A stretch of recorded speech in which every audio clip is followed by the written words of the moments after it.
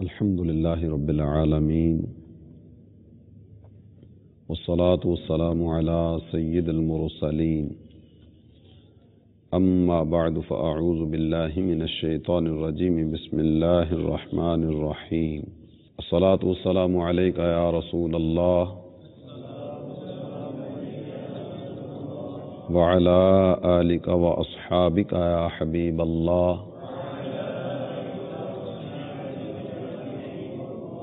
الصلاة والسلام عليك يا نبي الله وعلى آلك وأصحابك يا نور الله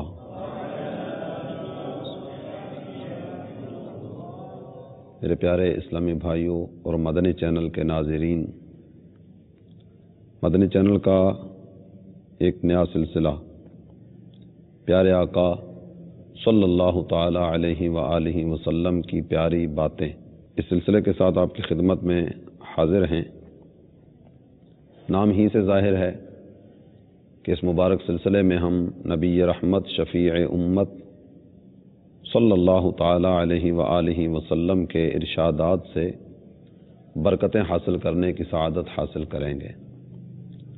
آئیے نبی محترم شفیع امم صلی اللہ تعالی علیہ وآلہ وسلم کی بارگاہ اقدس میں ہدیہ صلاۃ و سلام پیش کرنے کی فضیلت سننے کے ساتھ ہم اپنے سلسلے کی ابتدا کریں۔ فرمان مصطفیٰ صلی اللہ تعالی علیہ وآلہ وسلم ہے، اسمع صلاۃ اہل محبتی واعرفهم، اہل محبت کا درود میں خود سنتا ہوں اور درود پڑھنے والے کو پہچانتا بھی ہوں۔ صلو علی الحبیب صلی اللہ تعالی علی محمد وعلی آلہ وصحبہ وبارک وسلم۔ پیارے آقا صلی اللہ تعالی علیہ وآلہ وسلم کی پیاری پیاری باتیں سننے سے پہلے پیاری پیاری اور اچھی اچھی نیتیں کرنے کی سعادت بھی حاصل کیے لیتے ہیں۔ اللہ عز و جل کی رضا پانے، ثواب کمانے اور اپنی آخرت بنانے کے لیے از ابتدا تا انتہا توجہ کے ساتھ سننے کی سعادت حاصل کروں گا۔ اپنے حاضرین اور مدنی چینل کے ناظرین کی خدمت میں عرض کروں گا کہ حتی المقدور با ادب ہو کر قرآن اور حدیث کی بات سننی چاہیے کہ نبی پاک صلی اللہ تعالی علیہ وآلہ وسلم کے ارشادات، پیارے آقا کی پیاری باتیں جتنے زیادہ ادب اور شوق کے ساتھ سنیں گے اتنی ہی زیادہ برکتیں ملیں گی۔ تو حاضرین اور مدنی چینل کے ناظرین کی خدمت میں بھی عرض ہے کہ جن جن سے بن پڑے سلسلے کی ابتدا سے انتہا تک دو زانو بیٹھ کر ادب و شوق کے ساتھ اپنے کریم آقا صلی اللہ تعالی علیہ وآلہ وسلم کی پیاری پیاری باتیں سننے کی سعادت حاصل کیجیے۔ اللہ عز و جل ادب رسول، محبت رسول، عشق رسول، اطاعت رسول، یہ ساری کی ساری دولتیں ہمارا مقدر بنائے۔ آج چونکہ ہمارا پہلا سلسلہ ہے اور اس پہلے سلسلے میں ہم سرکار دو عالم صلی اللہ تعالی علیہ وآلہ وسلم کے ارشادات، ان کے تعلق سے ان کی عظمت، ان کی اہمیت، ان کی افادیت اور ان کی ضرورت، اس بارے میں کچھ سننے کی سعادت حاصل کریں گے۔ یاد رکھیے کہ دین کے اصول و فروع، اعتقادیات کے حوالے سے، ایمانیات کے حوالے سے، عملیات کے حوالے سے، ساری چیزوں کے حوالے سے، تو عقائد کے حوالے سے بھی، اور وہ چیزیں جن کا تعلق اعمال سے ہے، اعمال کے حوالے سے بھی، سب چیزوں کی بنیاد قرآن اور حدیث ہے۔ اجماع امت، قیاس، یہ بھی اسلام کی بنیادی اصولوں میں سے ذکر کیا گیا کہ جو بھی مسئلہ ثابت ہوگا یا قرآن سے یا حدیث سے یا اجماع امت سے یا قیاس سے، اجماع امت اور قیاس اس کی بھی جو حیثیت ہے وہ کتاب اللہ اور احادیث رسول اللہ کی بارگاہ ہی سے سند ملنے کے بعد ہے۔ تو نبی پاک صلی اللہ تعالی علیہ وآلہ وسلم کے ارشادات اور اللہ تعالی جل جلالہ کی مبارک آیات یعنی آیات قرآنیہ اور احادیث نبویہ، ان کو بنیادی درجہ حاصل ہے۔ ہر مسلمان کو جاننا چاہیے کہ اسلام میں کلام اللہ یعنی قرآن پاک کے بعد نبی پاک صلی اللہ تعالی علیہ وآلہ وسلم کے ارشادات ان کا درجہ ہے، اور کیوں نہ ہو کہ اللہ عز و جل کے بعد رسول اللہ صلی اللہ تعالی علیہ وآلہ وسلم کا مرتبہ ہے۔ میرے پیارے اسلامی بھائی اور مدنی چینل کے ناظرین، بڑی توجہ کے ساتھ دو چار جملے آپ کی خدمت میں عرض کروں اور پھر حدیث کی اہمیت کے تعلق سے ہم آیات قرآنیہ کی طرف بڑھیں۔ اب یوں سمجھ لیجئے کہ قرآن گویا ایک لیمپ کی طرح ہے اور حدیث اس کی رنگین چمنی ہے، جس سے اس کے مختلف طرح کے رنگ پھوٹ پھوٹ کر مختلف طرح کے رنگ اطراف کو اکناف کو منور کرتے چلے جا رہے ہیں۔ یا یوں کہہ لیجئے کہ جہاں جہاں قرآن کا نور ہے وہاں حدیث کا رنگ بھی ہے۔ قرآن ایک سمندر کی طرح ہے اور حدیث اس سمندر کا جہاز۔ قرآن موتی ہے اور مضامین حدیث ان کے غواص۔ مزید قرآن اجمال ہے، حدیث اس کی تفصیل۔ قرآن ابہام ہے، حدیث اس کی شرح۔ بہت ساری آیات اس طرح کی ہیں کہ جن کو ہم بغیر حدیث کی مدد کے سمجھ نہیں سکتے۔ اس کی مثالیں بھی انشاءاللہ عز و جل کچھ آپ کی خدمت میں پیش کرنے کی سعادت حاصل کروں گا۔ قرآن روحانی طعام ہے اور حدیث رحمت کا پانی۔ پانی کے بغیر نہ تو کھانا تیار ہوتا ہے اور نہ ہی پانی کے بغیر کھانا کھایا جاتا ہے۔ اب اسی بات سے آپ سمجھ لیجئے کہ قرآن روحانی طعام ہے اور حدیث رحمت کا پانی، یعنی کھانا اور پانی یہ دونوں چیزیں مکس ہوں گی، دونوں چیزیں دستیاب ہوں گی تو کام بنے گا۔ پھر ساتھ ہی ساتھ ہمیں یہ بھی یاد رکھنا چاہیے کہ حدیث کے بغیر نہ قرآن سمجھا جاتا ہے نہ ہی اس پر عمل کیا جا سکتا ہے۔ قدرت نے ہمیں داخلی اور خارجی دو طرح کے نوروں کا محتاج فرمایا، نور بصر اور نور قمر۔ نہیں، ایک ہے آنکھ کا نور اور دوسرا سورج چاند ستاروں کا نور۔ یہ دونوں نور ہوں تو بندہ کچھ دیکھ سکتا ہے، کچھ کر سکتا ہے، کچھ اسے نظر آ سکتا ہے۔ ایک آدمی اسے آنکھ کا نور اللہ تعالی جل جلالہ نے عطا فرمایا، لیکن وہ تاریک جگہ پر بند کمرے میں موجود ہے۔ تو بند کمرے میں تاریک جگہ پر رات کی تاریکی ہو یا کسی بھی قسم کا اندھیرا ہو تو صرف آنکھ کا نور یہ اسے فائدہ نہیں دے گا۔ یہ ایک ایسا آدمی ہے جس کو اللہ تعالی جل جلالہ نے نور بصر عطا نہیں فرمایا، یعنی آنکھ کا نور عطا نہیں فرمایا۔ اب جسے آنکھ کا نور نہیں دیا گیا، سورج پوری آب و تاب کے ساتھ چمک رہا ہو تو ایسا آدمی سورج کی چمک دمک سے بھی کوئی فائدہ حاصل نہیں کر سکتا۔ ان نورانیت دو طرح کی ہے اور دو طرح کے نوروں کا ہمیں محتاج رکھا گیا۔ نور بصر کے ساتھ نور قمر بھی چاہیے، نور بصر کے ساتھ نور شمس بھی چاہیے۔ نور بصر بھی ہو اور نور شمس و قمر بھی ہو تو ہی کوئی چیز ہمیں دکھائی دیتی ہے۔ تو آپ یوں ہی سمجھ لیجئے کہ اللہ تعالی جل جلالہ نے ہمیں دو طرح کے نور عطا فرمائے۔ اندھے کے لیے سورج بیکار ہے اور اندھیرے میں آنکھ بے فائدہ۔ اس ساری بات کو سامنے رکھتے ہوئے آپ یوں کہہ سکتے ہیں کہ گویا قرآن آنکھ کا نور اور حدیث آفتاب نبوت کی شعاعیں، یہ دونوں چیزیں ملیں گی تو ہی بندے کو منزل ملے گی، تو ہی بندہ راہ راست پر چلے گا، تو ہی بندہ نور ہدایت سے استفادہ کرتے ہوئے سوئے منزل رواں دواں رہے گا۔ اللہ تعالی ہمیں دونوں ہی نور ان سے استفادہ کرنے کی توفیق عطا فرمائے۔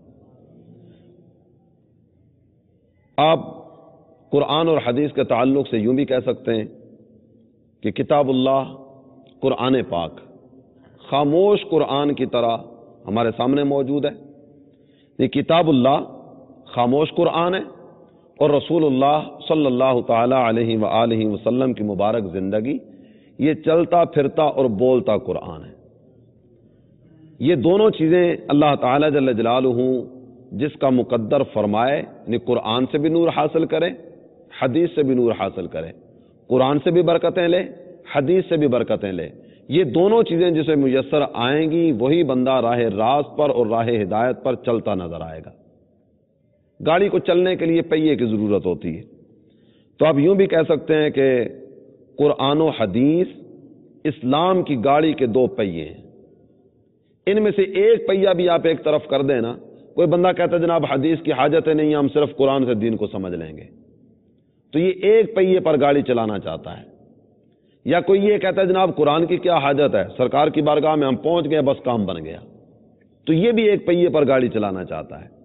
یا آپ یوں بھی اس کو تعبیر کر سکتے ہیں کہ قرآن اور حدیث یہ مومن کے دو پروں کی طرح ہیں، ایک بھی پر خراب ہو جائے، ایک بھی پر ناکارہ ہو جائے، یا ایک بھی پر ایک طرف کر دیا جائے، ضائع ہو جائے، یا اس میں کوئی نقص یا کوئی عیب پیدا ہو جائے تو پرواز میں فرق آ جائے گا، اڑنے میں ہی دشواری ہو جائے گی، بلکہ اڑا ہی نہیں جاتا۔ قرآن اور حدیث یہ مومن کے دو پروں کی طرح ہیں، ان دونوں پروں کے ذریعے مومن مقام قرب کی طرف پرواز کرتا چلا جاتا ہے۔ عام طور پر جس طرح مختلف طرح کے فتنے جنم لیتے ہمیں نظر آتے ہیں، کوئی صحابہ کے بارے میں زبان درازی کرتا ہے، کوئی اہل بیت کے بارے میں بات کرتا ہے، کوئی کسی طرح کا نظریہ، کوئی کسی طرح کا نظریہ، مختلف طرح کے طبقات، مختلف طرح کی سوچیں، مختلف طرح کے اذہان اور مختلف طرح کی تحقیق کے نام پر کی جانے والی باتیں، یہ سب ہمارے سامنے آتی ہیں۔ اسی طرح ایک طبقہ وہ بھی ہے جن کی زبان پر یہ آتا ہے کہ معاذ اللہ ثم معاذ اللہ صرف قرآن ہی قرآن ہے، حدیث کی حاجت ہی نہیں ہے، حدیث کی ضرورت ہی نہیں ہے، یہ حدیث کو تم نے کہاں سے جناب نکال لیا، صرف اور صرف قرآن ہے اور قرآن کی بات کرو۔ جبکہ آپ قرآن کی بارگاہ میں جائیں گے نا تو اللہ تعالیٰ جل جلالہ اپنے پیارے حبیب صلی اللہ تعالیٰ علیہ وآلہ وسلم کی اطاعت کا حکم بھی دیتا ہے، سرکار دو عالم صلی اللہ تعالیٰ علیہ وآلہ وسلم کی فرما برداری کا حکم بھی دیتا ہے۔ دسیوں آیات مبارکہ ایسی ہیں کہ جن میں اللہ تعالیٰ جل مجدہ الکریم نے اپنے پیارے حبیب صلی اللہ تعالیٰ علیہ وآلہ وسلم کی اطاعت و فرما برداری کا حکم دیا۔ آئیے سنیے سورہ نساء کی آیت کریمہ، اللہ تعالیٰ جل جلالہ نے ارشاد فرمایا من یطیع الرسول فقد اطاع اللہ، جس نے رسول کی اطاعت کی اس نے اللہ کی اطاعت کی۔ نہیں، ہمارے کریم و رحیم آقا صلی اللہ تعالیٰ علیہ وآلہ وسلم یہ اس بلند درجے پر فائز ہیں کہ ان کی پیروی کرنے والا وہ اللہ تعالیٰ جل جلالہ کا مطیع و فرما بردار کہلاتا ہے۔ سورہ نساء ہی کی آیت نمبر 64 فرمایا وما ارسلنا من رسول الا لیطاع باذن اللہ، ہم نے رسول اسی لیے بھیجا ہے کہ اللہ کے اذن سے اس کی اطاعت کی جائے۔ سرکار کی آمد کا مقصد بیان ہو گیا، حضور صلی اللہ تعالیٰ علیہ وآلہ وسلم کی تشریف آوری کیوں ہوئی اس کا بیان ہوا۔ یہ رسول دنیا میں تشریف ہی اس لیے لائے کہ ان کی پیروی کی جائے، اور اس بات کا حکم کون دے رہا ہے؟ ہمارے کریم رب کا فرمان۔ آیت کریمہ سرکار دو عالم صلی اللہ تعالیٰ علیہ وآلہ وسلم کی اطاعت و فرما برداری کا ہمیں ذہن دیتی ہے۔ تو میرے پیارے اسلامی بھائی اور مدنی چینل کے ناظرین، یہ آیت کریمہ جو ابھی آپ نے سنی یہ بھی بتاتی ہے کہ رسول کی پیروی، نبی پاک صلی اللہ تعالیٰ علیہ وآلہ وسلم کی فرما برداری اور اس کریم آقا کی اطاعت، یہ تو ان کی دنیا میں تشریف آوری کے مقاصد میں سے ہے۔ اب وہ کیسی اطاعت ہوگی جس میں آپ قول کو نہ لیں، وہ کیسی اطاعت ہوگی جس میں آپ فعل کو نہ لیں، وہ کیسی اطاعت ہوگی کہ جس میں آپ ان کی مبارک اداؤں اور مبارک ارشادات اور مبارک فرامین کو ایک طرف کر دیں اور اطاعت بھی ہو جائے، فرما برداری بھی ہو جائے، ان کے طریقے پر عمل بھی ہو جائے۔ حدیث سرکار دو عالم صلی اللہ تعالیٰ علیہ وآلہ وسلم کے قول، فعل، تقریر کا نام ہے۔ سرکار نے کوئی بات فرمائی وہ حدیث کہلائی، حضور نے کوئی طریقہ کیا صحابہ نے اس کو ذکر فرما دیا وہ حدیث کہلائی، سرکار دو عالم صلی اللہ تعالیٰ علیہ وآلہ وسلم کے سامنے کوئی کام ہوا، سرکار نے اس کے بارے میں خاموشی اختیار فرمائی، یہ ساری کی ساری ادائیں، انہی کا نام تو حدیث ہے۔ صحابہ نے جو اقوال ذکر فرمائے، نبوی اداؤں کا بیان فرمایا، سرکار دو عالم صلی اللہ تعالیٰ علیہ وآلہ وسلم کے حسین طریقوں کا ذکر فرمایا، یہی تو حدیث ہے۔ مزید آگے آئیے، سورہ نور آیت نمبر 51 ارشاد ہوا انما کان قول المؤمنین اذا دعوا الی اللہ ورسولہ لیحکم بینہم ان یقولوا سمعنا واطعنا۔ مومنوں کو جب اللہ اور اس کے رسول کی طرف بلایا جائے تاکہ وہ ان کے مابین فیصلہ کر دیں تو ان کو سمعنا واطعنا یہ کہنا ضروری ہے۔ سمعنا کا مطلب ہے ہم نے سن لیا، اطعنا کا مطلب ہے ہم نے اطاعت کی۔ اللہ اور اس کا رسول جو فرما دیں، ایمان والوں کی زبان پر کیا ہوگا؟ سمعنا واطعنا، ہم نے سن لیا، واطعنا ہم نے اطاعت کی۔ ایمان والا ہے ہی وہ جو اللہ اور اس کے پیارے حبیب صلی اللہ تعالی علیہ وآلہ وسلم کی پیاری باتیں سن کر سمعنا واطعنا کہے، ہم نے سنا، ہم نے اطاعت کی۔ اب یہ جو آیت کریمہ آپ نے سنی، یہ آیت کریمہ بھی نبی صلی اللہ تعالی علیہ وآلہ وسلم کی اطاعت اور ان کی فرما برداری کا پتہ دیتی ہے۔ یہ اطاعت و فرما برداری حدیث پر عمل کی برکت ہی سے ملے گی۔ سورہ نساء کی آیت نمبر 65، جن لوگوں نے رسول کے فیصلے کو تسلیم کرنے میں چون چنا سے کام لیا، ان کے بارے میں کتنے صاف لفظوں میں فرما دیا گیا کہ یہ ایمان والے ہیں ہی نہیں۔ ایمان والا کون ہے؟ جو میرے نبی کی اطاعت کرے۔ ایمان والا کون ہے؟ جو میرے نبی صلی اللہ تعالی علیہ وآلہ وسلم کے حکم کو مانے، ان کے فرمان کو مانے، ان کی حدیث کو مانے۔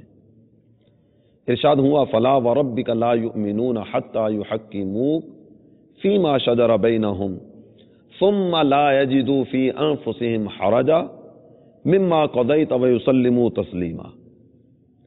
تیرے پروردگار کی قسم، انداز تکلم دیکھیے آپ، اللہ تعالی جل جلالہ کا حکم ہے نا، قرآن کی آیتیں اللہ کا کلام ہے، قرآن کی آیتیں اللہ تعالی جل جلالہ کا فرمان ہے، اللہ خود فرما رہا ہے، لیکن کتنا پیارا انداز، محبوب تیرے پروردگار کی قسم، میرے پیارے حبیب آپ کے رب کی قسم۔ وعزتی و جلالی کے الفاظ بھی فرمائے جا سکتے ہیں، میرے پیارے حبیب مجھے اپنی عزت و جلال کی قسم، لیکن انداز یہ نہیں رکھا گیا۔ انداز کیا ہے؟ تیرے پروردگار کی قسم۔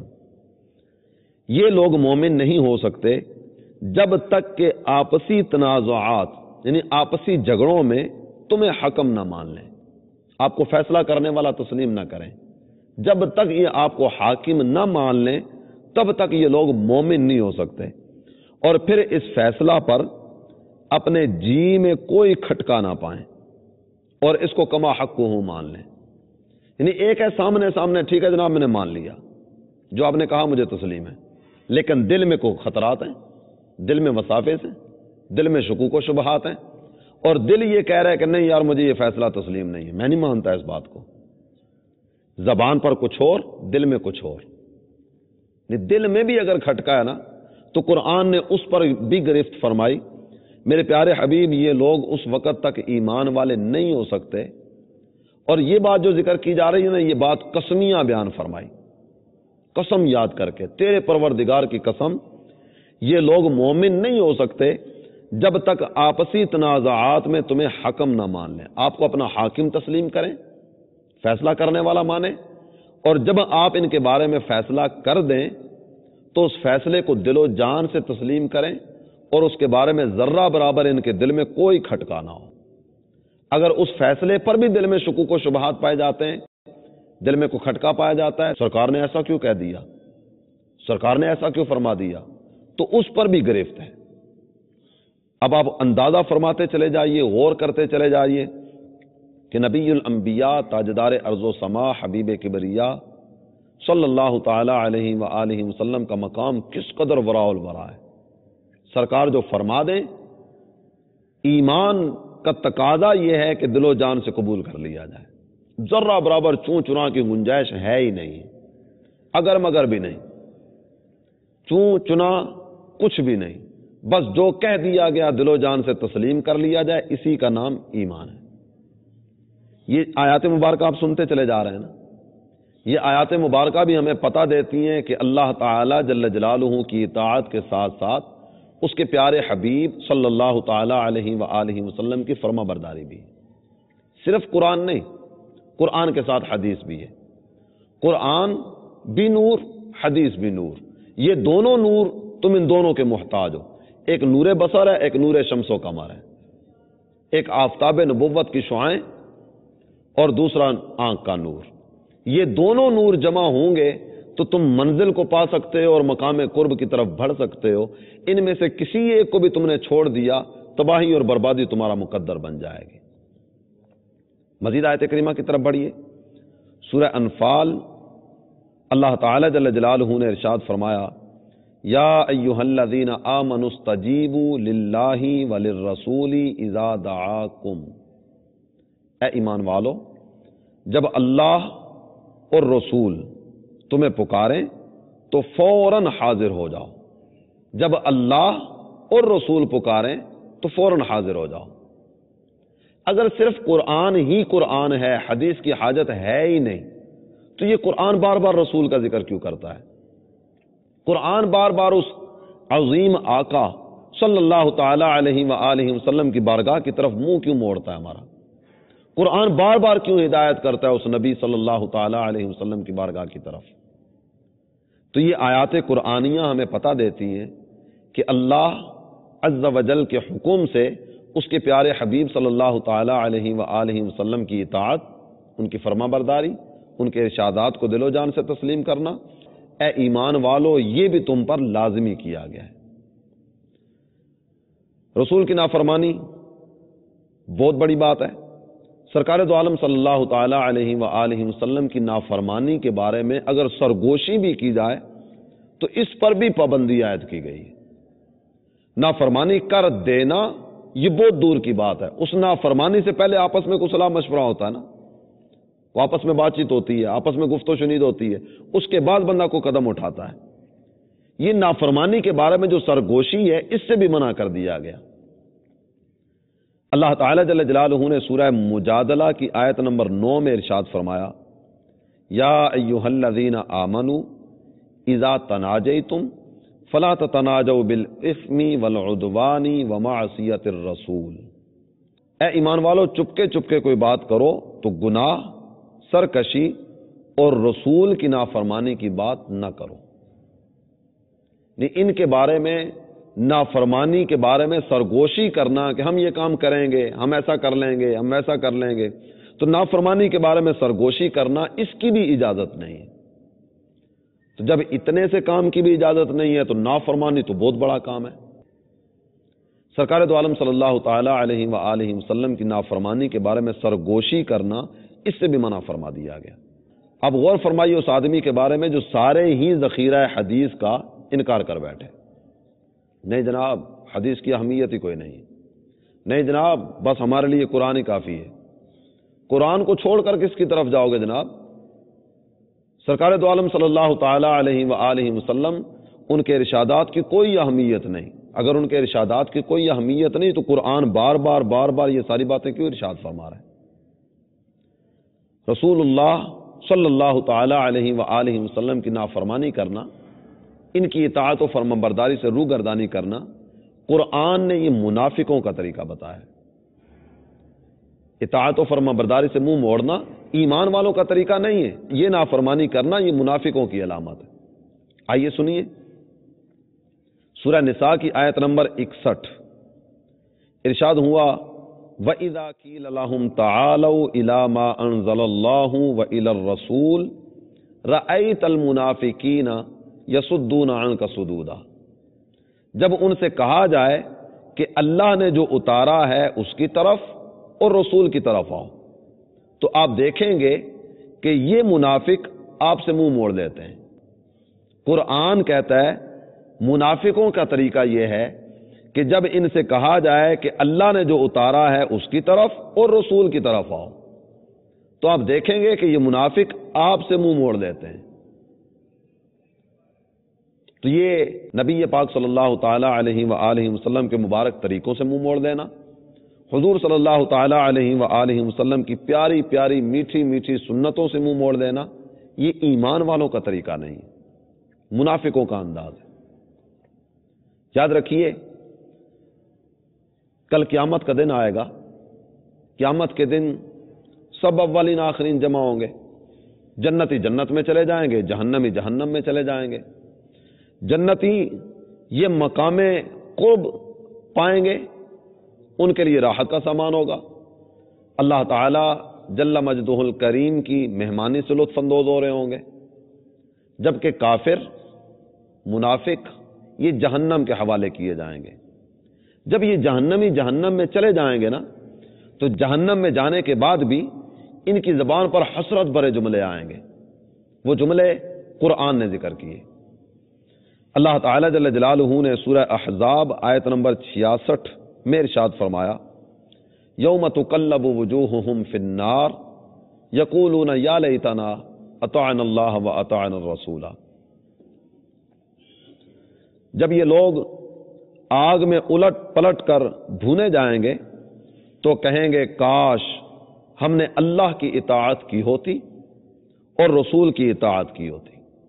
کوئی ایسی سبیل ہو جاتی ہم اللہ کی اطاعت کر لیتے، رسول کی اطاعت کر لیتے، اللہ اور اس کے رسول کی اطاعت کر کے ہم کامیابی کے زینے چڑھ جاتے، لیکن ہائے افسوس ہم تو مارے گئے، ہم مارے گئے، ہم نے اللہ اور اس کے رسول کی اطاعت نہیں کی۔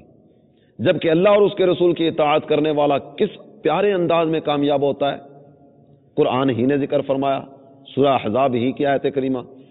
اللہ تعالی جل جلالہ فرماتا ہے وَمَن يُطِعِ اللَّهَ وَرَسُولَهُ فَقَدْ فَازَ فَوْزًا عَظِيمًا، اور جس نے اللہ اور اس کے رسول کی اطاعت کی وہ بندہ بڑی کامیابی کے ساتھ کامیاب ہوا۔ بڑی کامیابی اللہ اور اس کے رسول کی اطاعت سے ملے گی، بڑی کامیابی قرآن کا نور جس کے پاس ہوگا اور حدیث کا نور جس کے پاس ہوگا اسے ملے گی۔ اللہ تعالیٰ اور اس کے پیارے حبیب صلی اللہ تعالی علیہ وآلہ وسلم کی اطاعت سے برکت ملتی ہے۔ اللہ ہم سب کو عمل کی توفیق عطا فرمائے۔ آئندہ سلسلے میں بھی ہم اسی موضوع کو لے کر آگے بڑھیں گے۔ اللہ تعالیٰ پیارے آقا کی پیاری باتوں پر ہمیں عمل پیرا ہو کر زندگی بسر کرنے کی توفیق بخشے، آمین بجاہ النبی الامین صلی اللہ تعالی علیہ وآلہ وسلم۔